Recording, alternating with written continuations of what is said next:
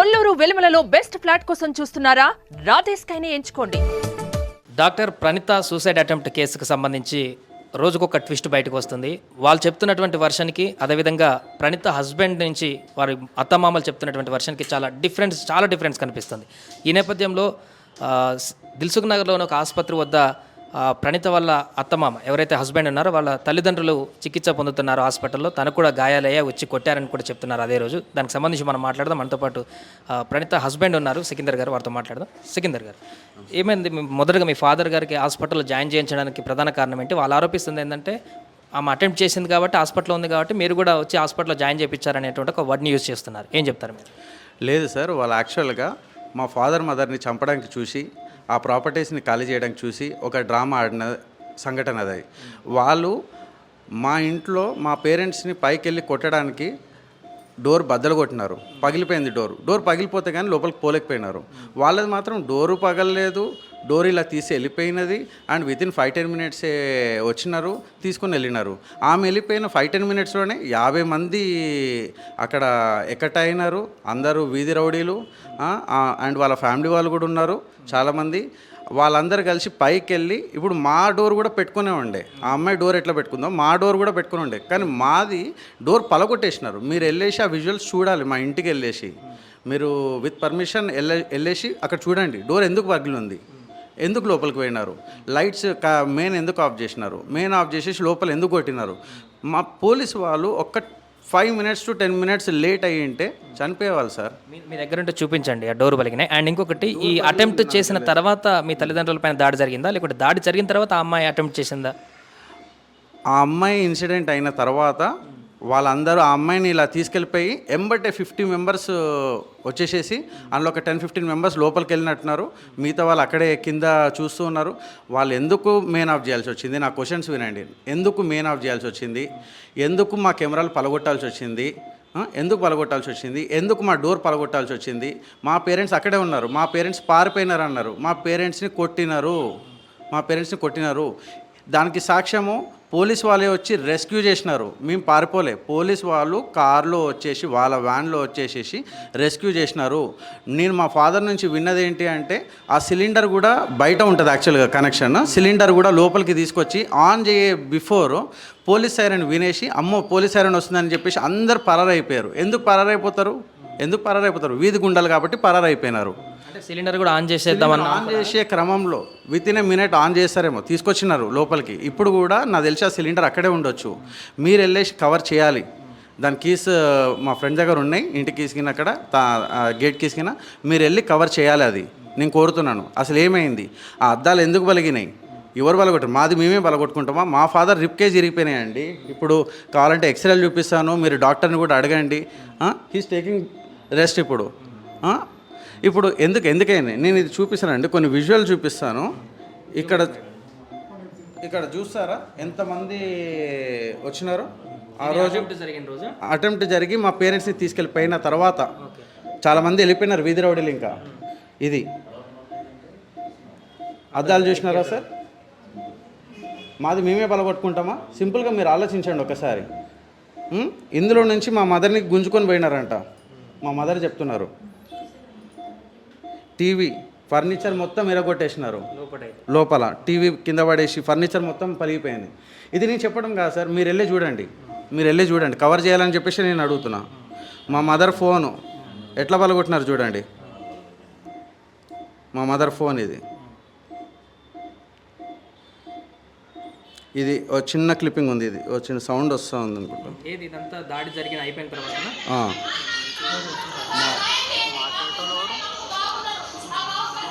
వాళ్ళ వదిన ఒక ఆమె కనిపిస్తుంది ఇక్కడ. వాళ్ళు క్లియర్గా వాళ్ళ ఫ్యామిలీ వాళ్ళు అక్కడే ఉండి చేయించినారు. వాళ్ళు ఏమంటున్నారు? అమ్మాయి కోసం వచ్చిన ఆ అమ్మాయి ఒక వీడియో ఆల్రెడీ ఆన్లైన్లో ఉంది. ఇప్పుడు వాళ్ళు ఏమన్నా ఆల్టర్ చేయొచ్చు వీడియోస్. ఆ అమ్మాయి ఉన్న రూము వాళ్ళు అక్కడ నిల్చొని తీసిన వీడియో ఒకటి ఆన్లైన్లో ఉంది. మీరు కావాలంటే ఆ నట్టు బోల్ట్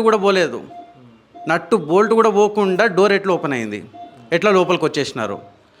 ఆ అమ్మాయిని ఎంబటే తీసుకెళ్ళిపోయినారు. మొత్తం పలగొట్టేసినారండి. సీసీ కెమెరా ఫుటేజ్ పలగొట్టాల్సిన అవసరం ఏముంది? మేము ఇప్పటికి 3 సార్లు వేయించుకున్నామండి కెమెరాస్. మా సేఫ్టీ కోసము. వాళ్ళు పలగొట్టాల్సిన అవసరం ఏముంది? అందులో ఒక క్లియర్ వీడియో నేను నిన్న కూడా చూపించినాను. ఆ అమ్మాయి ఫుటేజ్ ఎట్లా పలగొడుతున్నది అని చెప్పేసి కెమెరాని. అసలు పలగొట్టాల్సిన అవసరం ఏముంది ఆమెకి?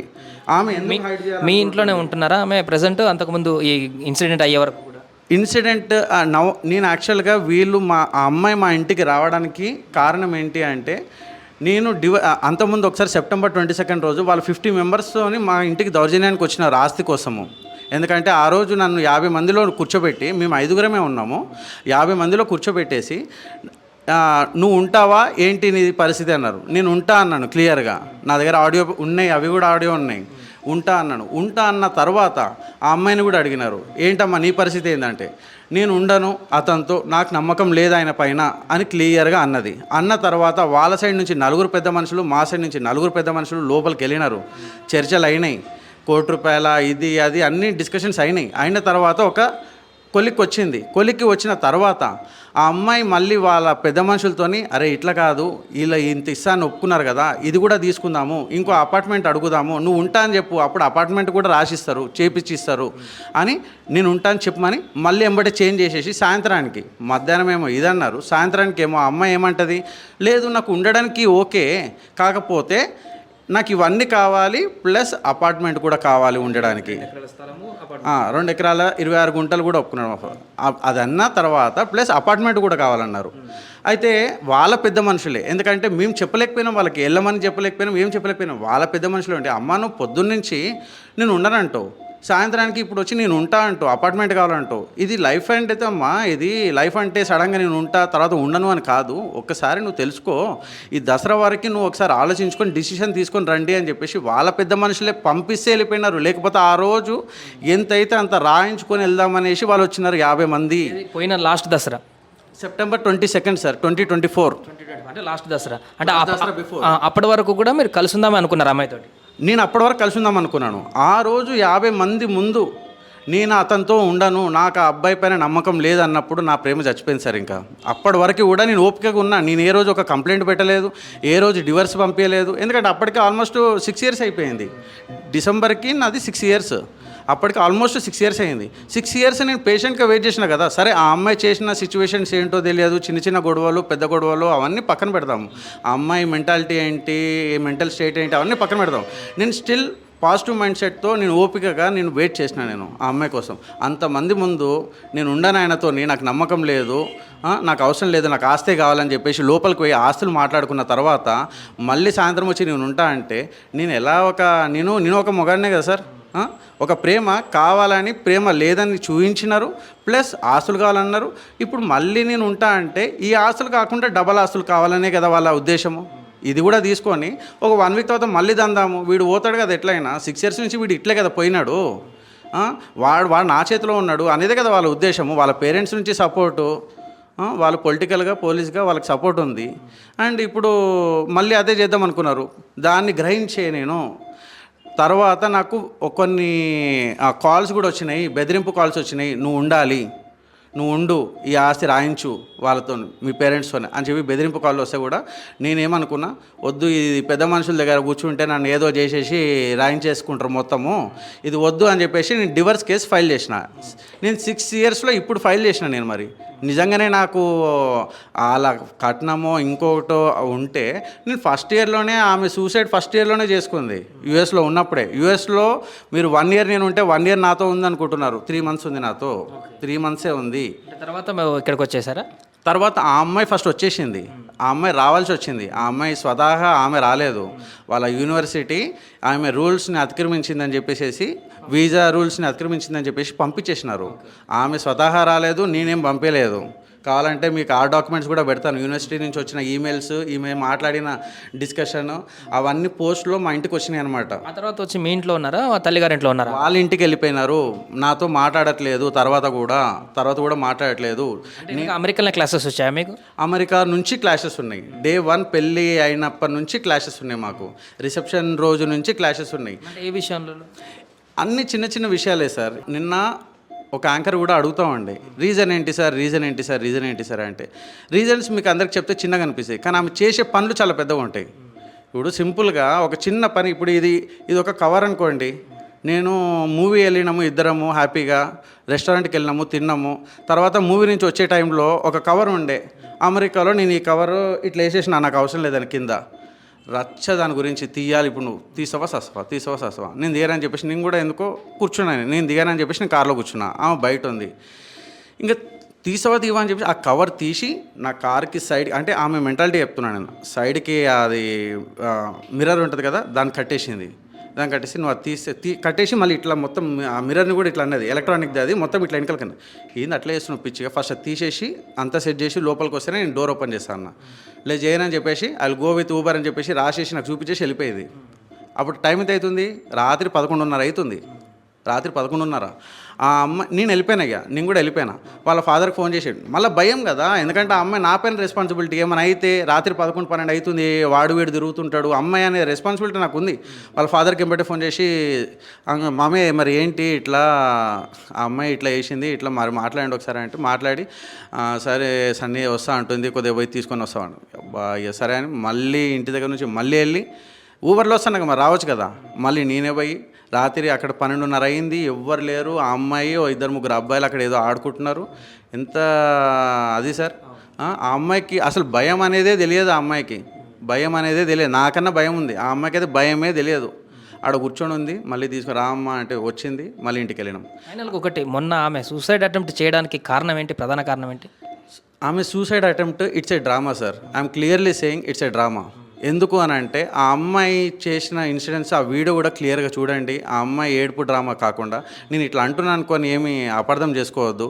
ఆమె టాబ్లెట్స్ వేసుకుందా లేదా కూడా తెలియదు. ఆ వీడియోలో ఇలా సైడ్కి ఇలా అనేసి ఇట్లా వేసుకుంది. సో అప్పుడు వేసుకుందా ఈ టాబ్లెట్స్ పడేసిందా కూడా నాకు తెలియదు. ఇట్స్ అన్ అనుమానం, నేనేమి క్లెయిమ్ చేయట్లేను అది నిజం అని చెప్పేసి. సో ఆ అమ్మాయికి వేసుకొని వీడియో పెట్టగానే వితిన్ 10 minutes ఎట్లా వచ్చినారు, 10 or 15 minutes, I don't know exactly time, వచ్చేసినారు. ఎట్లా డోర్ తీసుకొని ఫాస్ట్గా వెళ్ళిపోయినారు. డోర్ ఎట్లా బద్దలు కొట్టకుండా పోయారు. మా డోర్ ఏమో ఇరిగిపోయింది, వాళ్ళ డోర్ ఏమో ఇరగలేదు. ఇరగకుండా లోపలికి ఎట్లా వెళ్ళిపోయినారు, ఎంబటే వెళ్ళిపోయినారు. ఎంబటే 50 members ఎట్లా జమ అయినారు. జమ అయిన ఫోటో వీడియో చూపించినాను మీకు ఇందాక, అంతమంది ఉన్నారు. ఎట్లా జమ అయినారు ఎంబటే. అండ్ మా పైకి వెళ్ళి ఎంబటే మా పేరెంట్స్ని కొట్టడానికి చంపడానికి చూసినారు. బట్ 10 minutes బిఫోర్ మా పేరెంట్స్ దగ్గరికి పోలీసు వాళ్ళు రావడంతో బ్రతికి ఇలా ఉన్నారు సార్. ఇప్పుడు సిచ్యువేషన్ ఇది. అండ్ ఇప్పుడు ఫైనల్గా ఏం కావాలనుకుంటున్నారు? ఇప్పుడు వాళ్ళ రిలేటివ్స్ ఏమో ఇప్పుడు తను మాట్లాడట్లేదు కాబట్టి వాళ్ళ వదినో సంథింగ్ ఎవరో మాట్లాడుతూ ఆమెకి ఇంకా మీరు కావాలనే ఉంది, కలిసే ఉందాం అనుకుంటుంది అన్నట్టుగా వాళ్ళు చెప్పినట్టుగా తెలుస్తుంది. మీరేమనుకుంటున్నారు అసలు ఫైనల్గా దీనికి కంక్లూజన్ ఎట్లా వస్తుంది అనుకుంటున్నారు? సార్ నేను ఒక క్వశ్చన్ అడుగుతాను, ఒకటే క్వశ్చన్ వాళ్ళకి, ప్రజలందరికీ ఆ అమ్మాయికి ఒకటే క్వశ్చన్. నా పెళ్ళై 6 years అయింది, వాళ్ళు కూడా ఒప్పుకున్నారు కదా. 6 yearsలో నాతో ఎన్ని మంత్స్ ఉంది, ఇంక్లూడింగ్ అమెరికాలో ఇండియాలో ఎన్ని మంత్స్ ఉంది? మేము ఆ 8 months ఉంది, నాకు తెలిసి 6 to 8 months ఉంది. ఆ 6 to 8 monthsలో మేము ఎప్పుడు వేధించినాము? ఆమె మొన్న కదా సార్, మొన్న నవంబర్లో పెట్టింది వేధించినామని చెప్పేసి కేసులు, మొన్న నవంబర్లో పెట్టింది. మరి ఆ అమ్మాయి మాతో లేదు, ఎప్పటి నుంచి లేదు? ఫ్రమ్ 2018 నుంచి కూడా మాతో కన్సిస్టెంట్గా లేదు. వస్తుంది వెళ్ళిపోతుంది, ఏదో గొడవ పడుతుంది. ఆమె చాలా అన్స్టేబుల్ మెంటాలిటీ ఆమెది. ఆమె ఏం చేస్తే ఆమె అదే చేస్తుంది. వాళ్ళ లాస్ట్ టైం మాతో ఉన్నది 2023 February 25th నుంచి July 17th వరకు ఉన్నది ఆమె నియర్లీ. అప్పుడు వాళ్ళ ఫాదర్ వచ్చే బ్యాగులన్నీ చదువుకొని తీసుకొని పోయినాడు. మళ్ళీ వాళ్ళ ఫాదర్ నాదే తప్పుంటే, ఇంత గోల చేస్తున్నారు కదా ఇప్పుడు, నాదే తప్పుంటే ఆ రోజు ఎందుకు అడగలేదు? నా క్వశ్చన్, సింపుల్ క్వశ్చన్, ఆ రోజు ఎందుకు అడగలేదు? దాని తర్వాత 1.5 year ఎందుకు రాలేరు అడగడానికి? మీరు నేనెందుకు రాలే అని అడుగుతున్నారు కదా. నేను కొద్దిగా పీస్ ఆఫ్ మైండ్ ఉండే, అమ్మాయ అనే ఫీలింగ్లో నేను ఉండే, మీరు కాదు కదా. మరి మీరు అడగొచ్చు కదా, మమ్మల్ని వచ్చి ఎందుకు అడగలే? 1.5 year ఎందుకు సైలెంట్గా ఉన్నారు? ఇప్పుడు నాకు ఫోన్ చేసినారా, మా పేరెంట్స్కి ఫోన్ చేసినారా, ఎవరికి ఫోన్ చేసినారు? ఎవరికి ఫోన్ చేయలేదు. 1.5 year తర్వాత September 22nd డైరెక్ట్గా 50 మందితో వచ్చేసి దౌర్జన్యంగా ఇంత కావాలి అంత కావాలని చెప్పేసి కూర్చున్నారు. అంటే వాళ్ళకి కావాల్సింది నేను కాదు. ఒకవేళ నేనే అవసరమైతే ఒక వారంలోనో 10 రోజుల్లోనో వాళ్ళే వచ్చేసి, అరే సికిందర్ ఏంది మరి, సరే ఓకే ఆమె ఏం చేసిందో నువ్వేం చేసుకున్నారో, ఇద్దరు గొడవ పడ్డారు, ఇప్పుడు నార్మల్ అయిపోయిందని వాళ్ళ ఫాదర్ అడగాలి కదా. వాళ్ళ ఫాదరో లేకపోతే ఇప్పుడు ఆ అడ్వకేట్ ఎవరున్నారు, నేను ఇంటి పక్కనే ఉంటా, నేను అన్నని, నాకు చాలా తెలుసు, ఏం చేసినాడు 1.5 year, దాని బిఫోర్ ఏం చేసినాడు 2 years 2.5 years ఆమె లేదు, ఏం చేసినావు? మీ చెల్లెకి అన్యాయం అయితే లేదా? అప్పుడు ఇప్పుడే అన్యాయం అయిందా? 6 yearsలో నాకు అన్యాయం అయిందిరా, నాకు అన్యాయం అయింది. నువ్వు ఎక్కువ తక్కువ మాట్లాడుతావు, నేను చూస్తున్నా. నేను ఒకసారి కేజీ బంగారం అంటాడు, ఒకసారి కేజీ నర బంగారం అంటాడు. ప్రవీణ్, ఆయన పేరు ప్రవీణ్, అడ్వకేట్, ఇష్టం ఉన్నట్టు మాట్లాడుతూ ఉంటాడు. సెప్టెంబర్ నుంచి ఆ అమ్మాయి మీ ఇంట్లోనే ఉందా? ఏదైతే 50 మంది ఆ రోజు వచ్చి సెటిల్ చేద్దాం అనుకున్నారో అప్పటి నుంచి మీ ఇంట్లోనే ఉందా? అప్పుడు దసరా తర్వాత మళ్ళీ వస్తామని చెప్పేసి వాళ్ళే వెళ్ళిపోయినారు. వాళ్ళ పెద్ద మనుషులే చెప్పినారు కాబట్టి వెళ్ళిపోయినారు. ఆ విజువల్స్ కూడా నా దగ్గర ఉన్నాయి, చూపించమంటారా? అప్పుడు అమ్మాయి వెళ్ళిపోయిందా మీతో? అమ్మాయి వాళ్ళతోనే హ్యాపీగా నవ్వుకుంటూ పోయింది. ఆమెకి బాధ లేదు, ఆమెకి నేను లేననే బాధ లేదు, నవ్వుకుంటూ పోయింది, నవ్వుకుంటూ. మీరు మీ ఇంటికి ఎప్పుడు వచ్చింది? మా ఇంటికి November 3, ఎందుకంటే October 30కి వాళ్ళకి నోటీస్ వెళ్ళింది. నేను డివర్స్ పిటిషన్ వేసినాను. నాకు వద్దురా బాబు, ఈ అన్స్టేబుల్ అమ్మాయితో నేను ఉండలేను, ఇంతమంది ముందు చెప్పేసింది, ఇంకా ఇతనితో నేను ఉండనని చెప్పేసి. ఇప్పుడు ఏం చూపించినా ఫేక్ లవ్ అవుతుంది, ఇక నేను వెయిట్ చేసిన చాలు, ఇంకా నా లైఫ్ అయిపోయింది, it's been so many years, ఇంకా సరే సింగిల్గా అయినా ఎలా అయినా కామ్గా ఉందాము, ఇంకా నా పని నేను ఏదో చేసుకుంటూ అని చెప్పేసి నేను ఆమెకి డివర్స్ నోటీస్ పంపించేసాను. డివర్స్ నోటీస్ వెళ్ళిన తర్వాత వాళ్ళ బాధ ఏంటి అంటే, కోర్టుకి వెళ్తే ప్రొలాంగ్ అవుతుంది, ఎంబటే కావాలి, ఎంబటే కావాలి. ఎన్ని ఎకరాలు ఇస్తారు ఎంబటే, ఎందుకంటే ఆ అమ్మాయికి పెళ్లి చేద్దామనేసి వాళ్ళ తాటేమో. సో ఎంబటే కావాలన్నారు. నేనేమో కోర్టుకి వెళ్ళినా. మరి నేను కోర్టుకి వెళ్ళినా కదా, నేనేమి 100 మందిని తీసుకొని వాళ్ళ ఇంటికి పోయి నాకు డివర్స్ కావాలని నేను అడగలే కదా, వాళ్ళు మా ఇంటికి అది వచ్చింది. మరి నేను డివర్స్ చేసినాక వచ్చినారు. 1 డే ఉన్నారు సార్, మాకు ఫోన్ వచ్చింది. ఆ అబ్బాయి ప్రవీణ్ గుండా ఉన్నాడు కదా, అతను నాకు కొన్ని మెసేజ్లు పెట్టినాడు సార్. అతను పెట్టిన బెదిరింపు మెసేజ్లు మీరు చూస్తే ఇతనే సార్, ప్రవీణ్ ప్రణీత బ్రో. ఇది వాట్సాప్ డైరెక్ట్గా. మా వైఫ్ వాళ్ళ తమ్ముడు, సొంత తమ్ముడు. వాడు చదువుకోలేదు, వాడు గుండా. అయితే వాడు కూడా ఇంకా సీఎం సార్తో ఫోటో దిగుతాడు. వాళ్ళకి అంత అండదండలు ఉన్నాయి, చూస్తారు కదా. మళ్ళీ నన్ను అంటారు, మా ఫ్యామిలీని అంటారు, చూస్తారు కదా. ఓకే, మళ్ళీ తర్వాత అతను పెట్టిన బెదిరింపు మెసేజ్ చూడండి. ఇక్కడ ఫస్ట్ కూర్చున్నారు వాళ్ళు, తర్వాత టెంట్ వేచి ఇక్కడే వంట చేస్తాము అంటే బెదిరిస్తున్నారు. మీరు వచ్చి సెటిల్ చేయకపోతే పైసలు మేము టెంట్ వేసి కూర్చుంటామన్నాడు. నేను రిప్లై చేయలేదు, నేను అతను కాల్ లిఫ్ట్ చేయలేదు, మాట్లాడలేదు. వీళ్ళు ఏదో బెదిరిస్తున్నారు, సరే ఓకే కొద్దిగా కూల్ అయినాక మాట్లాడదామని అనుకున్నా. ఎందుకంటే వాళ్ళు కొట్టేలాగా కూడా ఉన్నారు ఆ టైంలో. ఎందుకంటే మేము పైసల గురించి డిస్కషన్ పెడితే మీరు డివర్స్ ఎట్లా పంపిస్తారు, కోర్టులో ఎట్లా చూసుకుంటారు, ఇప్పుడు కోర్టుకి ఎందుకు పోయింది మ్యాటరు అని చెప్పేసి వచ్చినారు. చూస్తుండగానే టెంట్ వేసినారు సార్, చూస్తారు కదా, టెంట్ వేసేసారు. టెంట్ వేసి ఇట్లా కూర్చున్నారు బెదిరించి మమ్మల్ని రప్పియడానికి. తర్వాత అతను ఏమంటాడు, ఇంకా రిప్లై ఇవ్వకుంటే నెక్స్ట్ మీడియాలో వస్తుంది, మాకు మీడియా మాకు మీడియా కానీ ఈ మహిళా సంఘాలు కానీ ఎవరు తెలియదు, మేము ఒక నార్మల్ కామన్ పీపుల్ మేము. మళ్ళీ నెక్స్ట్ మహిళా సంఘాలు వస్తాయి, మెసేజ్ చూడండి క్లియర్గా. నేను రిప్లై ఇవ్వలేదు సార్, ఏది రిప్లై ఇవ్వలేదు నేను. లాస్ట్కి ఇట్లా టెంట్ వేసి ఇవన్నీ బెదిరించడానికి, మమ్మల్ని రప్పియడానికి, మేము అమ్మ పోతే ఏం చేస్తారో అని చెప్పేసి నేను వెళ్ళలేదు. That is Praveen Kumar. వాళ్ళు ఆ టెంట్ వేసేసి వాళ్ళు 1 డేలో టెంట్ వేసినారు సార్. నేను ఒకటే క్వశ్చన్ అడుగుతున్నా, నేను 6 years వెయిట్ చేసిన ఆ అమ్మాయి కోసము, 1 డే ఓపిక పట్టలేకపోయినారా? సెకండ్ డేకి వస్తారేమో అని చెప్పి చూడలేకపోయినారా? అంటే ఇప్పుడు నువ్వు టెంట్ వేసేస్తే పరువు ఎవరిది పోతుంది? ఒక అమ్మాయి టెంట్ వేసింది, హస్బెండ్దే కదా పరువు పోతుంది, నీది కూడా పరువు పోతుంది కదా. ఇద్దరం కలిస్తేనే కదా ఒక ఫ్యామిలీ, వైఫ్ అండ్ హస్బెండ్ కలిస్తేనే కదా ఒక ఫ్యామిలీ. మామ అత్తయ్య ఉంటేనే కదా ఒక ఫ్యామిలీ. మామయ్య అత్తయ్య హస్బెండ్ అందరూ గంగలో కలిసిపోని, వాళ్ళ పరువు గంగలో కలిసిపోని వాళ్ళకి మాత్రం అనుకున్నది సాధించాలనేదే కదా టెంట్ వేసినారు. లేకపోతే ఇంకో 2 రోజులు వెయిట్ చేసి కూర్చుందాము, మాట్లాడుకోండి, అమ్మాయితో కలిసి ఉండండి అని అనేవాళ్ళు కదా. అలా పరువు తీసుకొని మళ్ళీ అదే పరువు తీసుకొని అలా ఎట్లొచ్చి ఉంటుంది అమ్మాయి. ఫైనల్గా ఏం చెప్పదలుచుకున్నారు? దీని తర్వాత ఏం కావాలనుకుంటున్నారు? కలిసి ఉద్దేశం ఏమైనా ఉందా? ఫైనల్గా సెటిల్మెంట్ ఏమైనా చేసేటువంటి అవకాశం ఉందా, లేకుంటే కోర్టు ప్రకారం వెళ్తారు? నేను ఒకటే చెప్తాను సార్, నేను చాలా వీడియోస్లో చూస్తున్నాను, వాళ్ళు అడుగుతున్నారు, మీలాగానే అడుగుతున్నారు, అసలు మీకు ఏం కావాలమ్మా అని వాళ్ళని అడుగుతున్నారు. అసలు మీకు ఏం కావాలని అడుగుతున్నారు. వాళ్ళకి అటు డబ్బులు అడగాలా లేకపోతే నాతో ఉండాలా అనేది వాళ్ళకు ఒక కన్క్లూజన్ రావట్లేదు. ఓకే, డబ్బులు వద్దనేసి వాళ్ళు ఇప్పుడు చెప్తున్నారు, ఎందుకంటే వాళ్ళు పొరపాటు పడుతున్నారు, అంటే బయట ఒక డిఫరెంట్ మీనింగ్ వెళ్తుందని చెప్పేసి వాళ్ళు ఇప్పుడు ఏమంటున్నారు, అమ్మాయికి అబ్బాయితోనే ఉండాలి అనేసి వాళ్ళ ఫీలింగ్.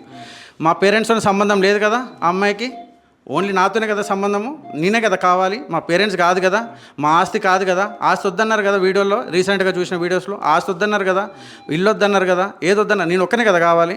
ఇప్పుడు నేనే చెప్తున్నా, వాళ్ళ దగ్గరికి వెళ్ళకు ప్లీజ్, వాళ్ళని డిస్టర్బ్ చేయకు. మీ పేరెంట్స్కి కూడా చెప్తున్నాను, నీకు కూడా చెప్తున్నాను, వాళ్ళ దగ్గరికి వెళ్ళకు. They are senior citizens. ఎంత కొట్టినారో చూడు, నీకు తెలియదేమో మీ పేరెంట్స్ చేస్తున్నారా, మీ తమ్ముడు చేస్తున్నాడా, ఎవరు చేస్తున్నారా నాకు తెలియదు. It's going in a wrong way. క్లియర్గా చెప్తున్నాను, వాళ్ళ దగ్గరికి వెళ్ళకండి ప్లీజ్. వాళ్ళ దగ్గరికి వెళ్తే ఏమొస్తుంది, నీకు నేను కదా కావాలి, నేను కావాలంటున్నావు కదా. నేను మెచ్చేలాగా నేను కోర్టుకి అటెండ్ అవుతూనే ఉన్నాను, నేను డివర్స్ పిటిషన్ వేసినాను. నేను అక్కడ మా పేరెంట్స్ ఉండట్లేను, క్లియర్గా చెప్తున్నాను, నా పేరెంట్స్ నేను ఉండట్లేను.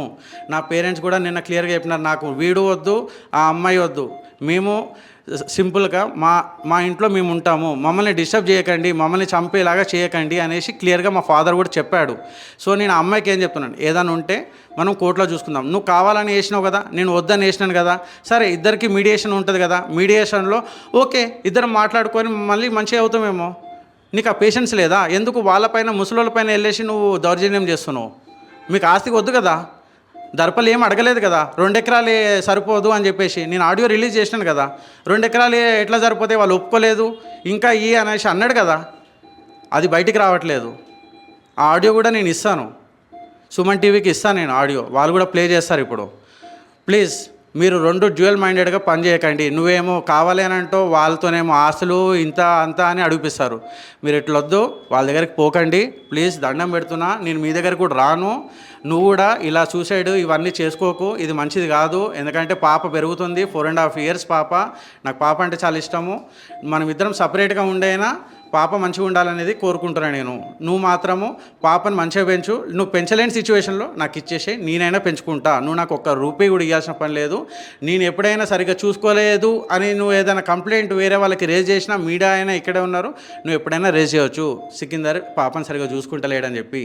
లేదు నువ్వే పెంచుకుంటావా, నువ్వు పెంచుకో, నేనేం కాదంటలేను. నేను యాజ్ ఎ ఫాదర్గా నేను రెస్పాన్సిబుల్గా నేను ఎలా ఉండాలో, ఏ స్టేజెస్లో నేను ఎక్కడ ఉండాలో, నేను అప్పుడప్పుడు పాపను కలుస్తూ కూడా నేను హ్యాపీగా ఉందాం. బట్ సపరేట్గా ఉందామనేది నా కోరిక, కలిసి ఉందామనేది నీ కోరిక. కానీ వీళ్ళ దగ్గరికి మాత్రం పోకు ప్లీజ్.